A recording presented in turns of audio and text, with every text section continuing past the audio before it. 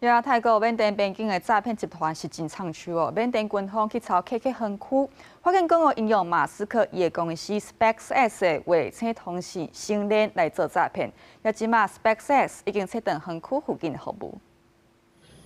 望去会当看到缅甸上大诈骗集团据点之一 KK 园区的建筑厝顶，有画照好亲像星链卫星天线。缅甸军方二十大规模围抄 KK 园区了后，释放2000多人，有不少人走去北平，有的人用行的，有的骑奥多摆，还有人坐伫货车顶逃走。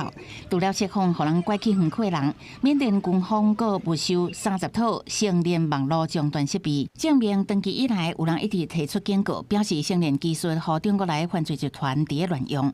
尾啊 ，SpaceX 公司星链业务营运副总裁德雷尔伫社群平台 X 大文表示，缅甸好亲像诈骗园区附近，主动清测超过2500组星链装置，已经中断服务。外媒报道，泰国缅甸边境有30外个诈骗集团伫营运，拐骗全球各地来的人伫做诈骗活动。南韩国家情报院日就提出一份报告指出，柬埔寨差不多有20万个诈骗人员，估计有差不多1000至2000个韩国人，因为安尼卷入柬埔寨境内的诈骗，也加犯罪园区的活动。 최근 2년간 굉장히 급증해 온 상황입니다. 그래서 저희가 조치를 하는 그런 내용들이 그 속도를 사실 조금 못 따라가고 있는 부분이 있습니다. 하지만 저희 중요한 것은 이러한 조치들을 계속 함으로써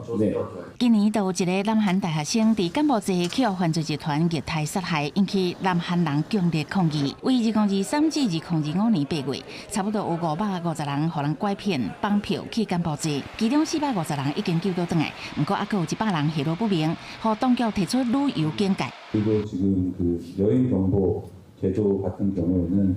현재로는 지금 주요 스케이트보 단지에서 여행이 유치가 되고 있고 이제 나머지 지역 그러니까 이제 프놈펜이나 시아누크 같은 경우가 지금 아직 특별 여행 경계 그리고 출국 공고라고 되어 있는데. 国情院表示，柬埔寨全国差不多有50个诈团园区，部分园区佫设伫经济地区，也是由非政府武装团体控制区域，互柬国政府佫较歹处理。这个犯罪集团当年获利差不多125亿美金，也就是代票5800亿，相当是柬埔寨2023年国内生产总额的一半。所以这原来是当地袂使疏忽的黑色经济体。